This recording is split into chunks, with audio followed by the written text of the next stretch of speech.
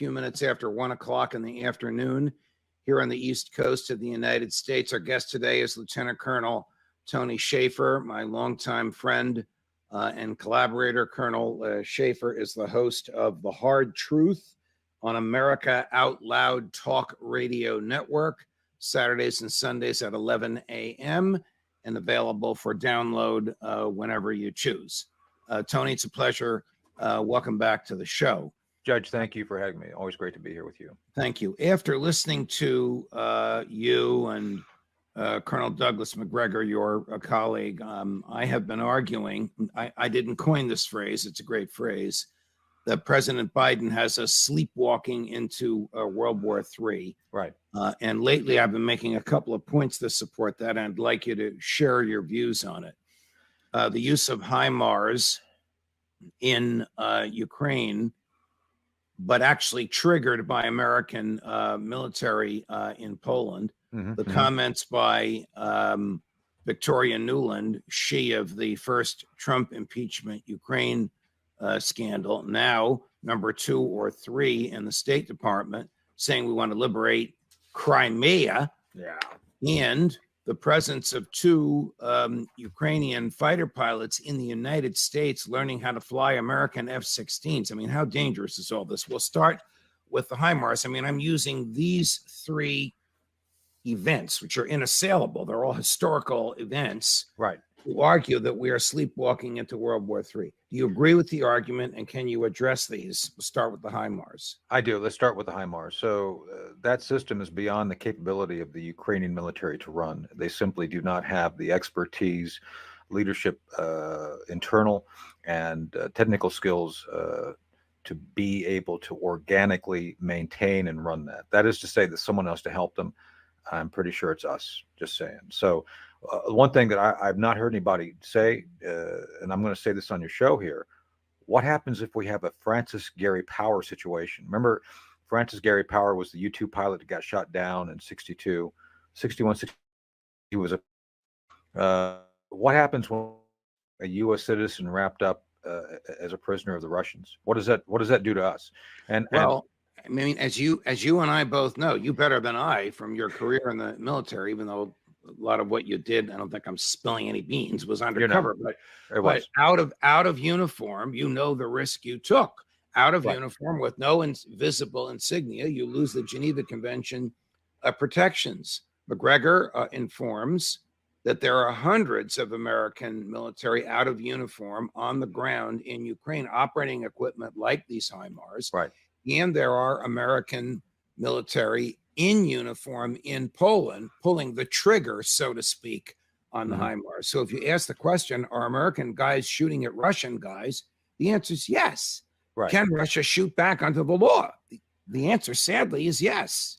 But I don't think they will. And that's where I agree with Doug as well. I think Doug says that the Russians have no interest in going to war with us. I think it's true. It doesn't mean that they won't grab someone and use them for leverage. Just saying. I think that the two both can be true. And this is where there may be some daylight between Doug and I. I do believe that Poland, we should be in Poland by the fact that Poland did suffer from the Soviet Union. They do have a legitimate, in their view, I'm saying from their perspective, not our perspective, fear of Russian expansion. With that said, the Polish people don't want the war. So I think this leads us back to the point of where, do we know what we're doing? And I think the answer is by us antagonizing and continuing to push and provide for more support where we are jeopardizing our interests by putting American citizens, whether they're military or not, whether they're undercover or not. When you do that, Judge, you prompt the potential for an expansion of the war. And one of the greatest dangers is miscalculation. So, and that miscalculation is being driven by Joe Biden, who has no idea of what they're doing. It's simply just throwing money and weapons into the fray and hoping for the best. And hoping is not a policy. So talking about Poland, right? The president of Poland has argued that the American military and the Polish military should be used to liberate Crimea. Yeah, I don't know. In my view, insane. The Victoria Nuland, she of the Ukraine Trump impeachment scandal, now number 2 or 3, I'm not sure which, in the State Department.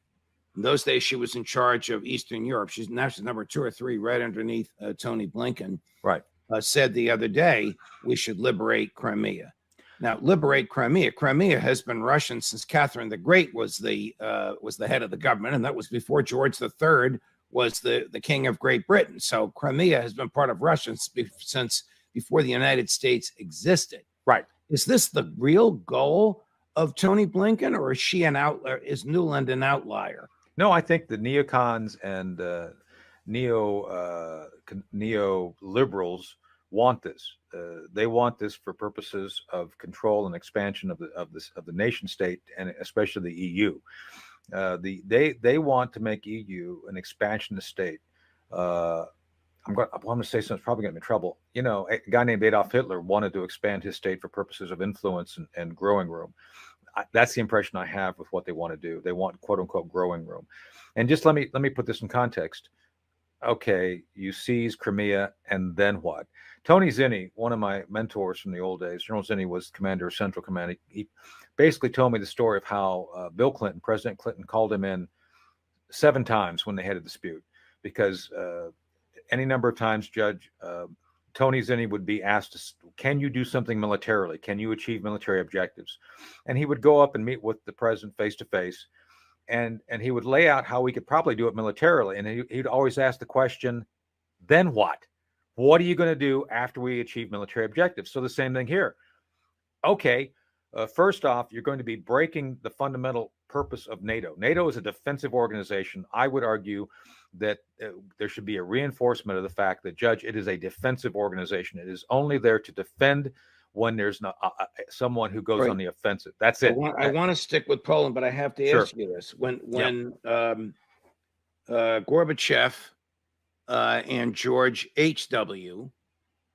decided that the Berlin Wall would come down and Eastern Europe would be liberated, it was based on a promise that H.W. and Jim Baker made to President Gorbachev that NATO would never move eastward. And of course, we know what Clinton did.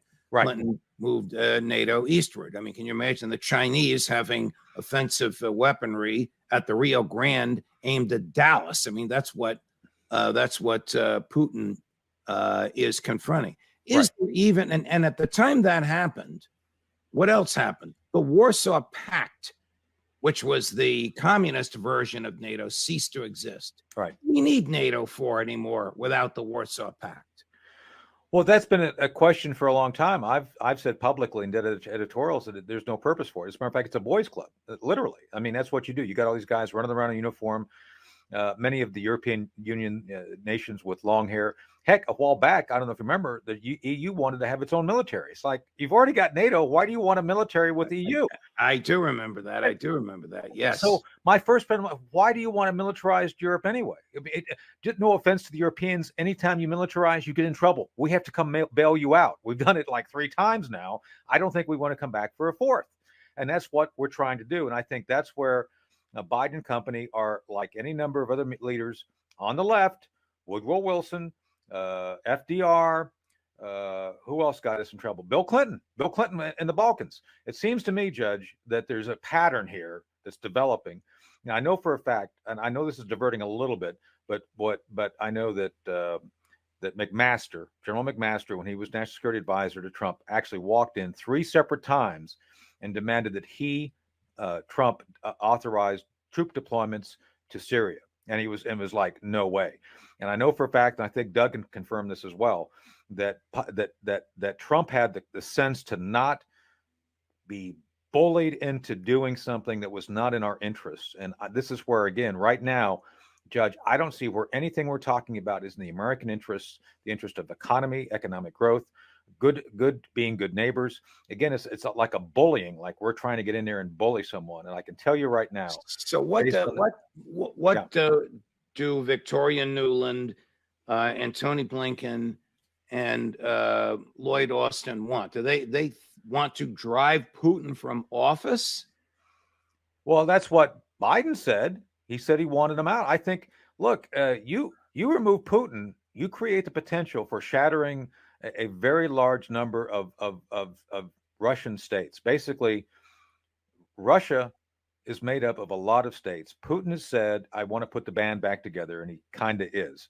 So he's been trying his best to get Uzbekistan, Tajikistan, all of those stands back kind of under his control, based on the paranoia you and I spoke about. They've always had influence. I don't think there's anything wrong with their influence. It's like, okay, it's not our job to tell them what to have influence or not, especially since they have a tradition of this, to include Crimea. So it's like, okay, why are we involved in that? That's not our job. We're not the world policemen. Right, And so I think that's what it comes down to. But Newland thinks we should be. They've got push their own Putin out of office, you may end up with the guy who was the president after Putin's 2 terms, and then while he was the president, they changed the constitution so that Putin could serve for as many terms. Dmitry Medvedev. What did he say last week? He said, we may have to push our troops all the way to the Ukraine-Polish border and maybe into Poland. That's what I mean. This guy's crazy and makes Putin seem like a middle of the road moderate by comparison. That's what I'm saying. And then obviously, if you have a shattered republic in the form of the Soviet Union, imagine like Libya with nukes. Imagine that. Imagine Libya, a failed state like Russia with nukes, and all the different shenanigans that go on. Trust me, I spent a lot of time studying loose nukes. I actually worked with Ambassador Hank Cooper. We worked on a team on this a few years ago. The last thing we want, Judge, are people who are willing to sell multi-megaton weapons on the black market. It's not a good idea. I don't think we want to see that. And that's why I think we have to invest in maintaining Russia, whether we like it or not, as a whole state. It's just not a good idea. Back to sleepwalking into World War III. F-16s. Now, why on earth would we be training Ukraine pilots to fly them? Joe Biden has said we're not going to give them. I guess Victoria Nuland is twisting his arm. And if a Ukrainian pilot is flying an F-16, how far can he reach with his offensive weaponry? Moscow? No. But Judge, between you and me, we've been friends a long time.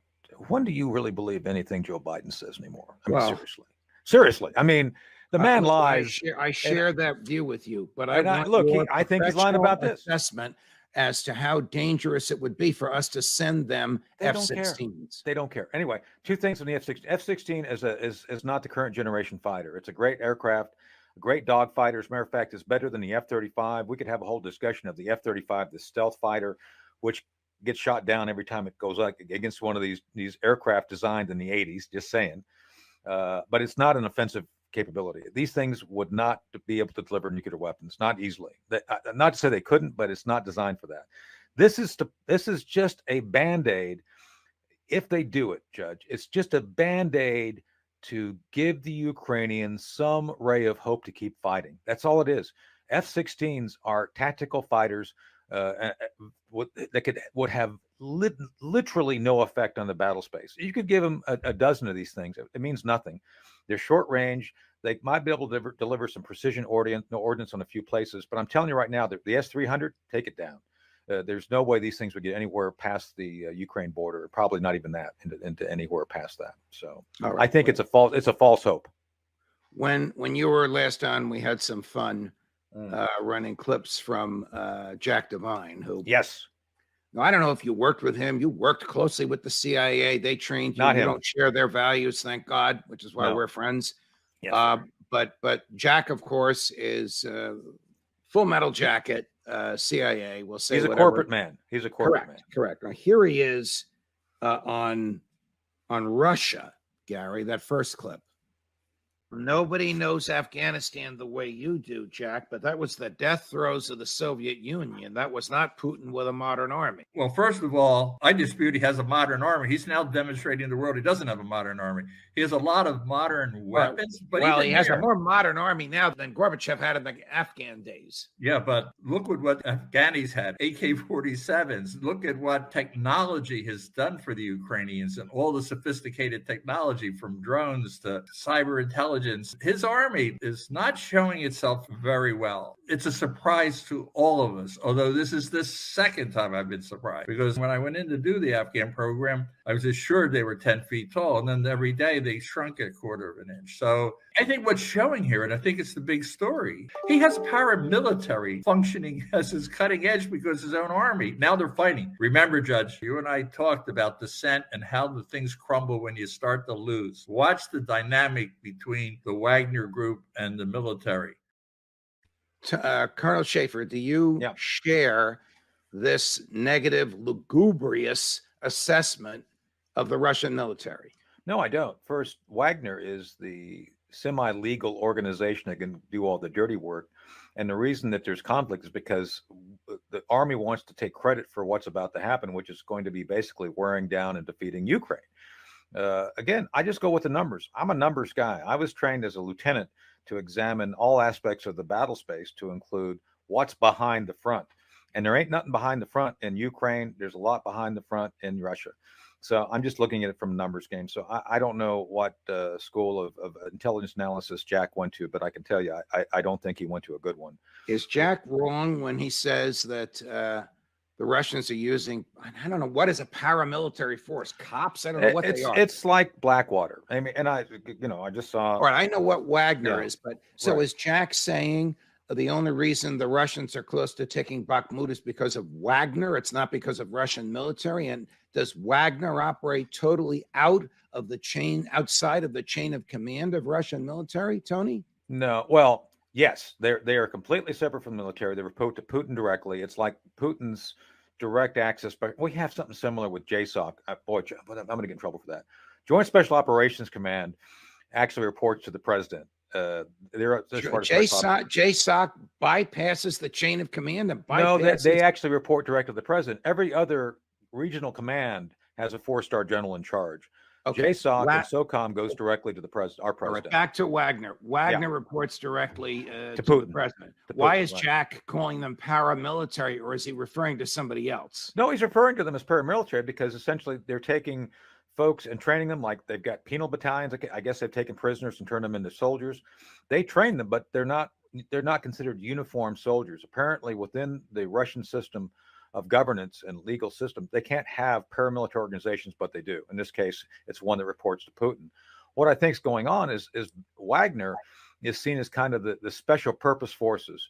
During the Cold War, the Russians had special purpose forces. That is, folks who would go out ahead of normal troops and do special things like assassination, deception, all those things which regular army troops who are less trained, less experienced, just don't do as well. So they're smarter, they're more agile, and they're supposed to be doing things that are more tightly controlled by leadership. That's why they're using Wagner. It has nothing to do with well, there will be a conflict because I think both sides are going to want credit for, but I conflict, not that they're about to be. I think. Okay. During my conversation with Jack Devine, I asked him about the CIA and lying. Yeah. Now, did he lie to you? Well, I'll tell you what he said. You can hear it yourself, and you may laugh or you may react however you wish. Yeah. You were trained by the CIA. You worked with the CIA. You reject much of their culture. However, I want you to listen to what Jack, who's a company man, as we both know, I want you to listen to what he said. According to Mike Pompeo, you're the former director, their job is to steal secrets and lie about it. We'll talk about that. Well, let me, you put a marker down. Let me respond to that one. Go ahead. Defense of that is true outside of the U.S. and outside the U.S. judicial system. I had a professional lawyer at my elbow for the last 15 years of my career, and I wasn't unique. I guess he's saying that they lie and they lie about it, or they don't lie. It's binary. Either you lie or you do not lie. There's nothing in between. It's like 1 or 0. You lie or you don't. So I think it's a non-denial. Anyway, no, they lie. I mean, come on. It's like when you examine what they're doing right now, Judge, do you really believe that they are even domestically trying to tell the truth about what's going on? CIA has become like many other large bureaucracies. They've become self-sustaining to their own purpose and mission, and they will do whatever's necessary to keep the gravy train going. That's what they do. Meaning they will tell President Biden or whoever receives the presidential intelligence briefing what they think the president wants to hear. Absolutely. Look, I've dealt with Tenet directly. I used to have to brief him every 6 months on some of the operations I was running because we, DOD, have certain authorities that are above even CIA's, which would just hey, go tell them what we're doing. But with that said, there's things that they can do and lie about to the American people because it's called covert action, a handful of other things that they can do. And they have special dispensation to do that, at least within what they believe they have. And yeah, I do believe they're going to say what they believe is in their interest, their CIA interests, to continue to get politicians to do that. I had a general, Bob Harding, once told me that he witnessed George Tenet lying to Congress about something going on, flat Yeah, out. well, Because that's a crime, whether he's under oath or not. because he wanted more money, and basically he said, if you give me XYZ, I can guarantee that this will never happen. It's like, Well, you're refresh my lying. memory. Who was the head of the CIA in 9/11? Tenet, George Tenet. Yeah. All right. Another story for another time.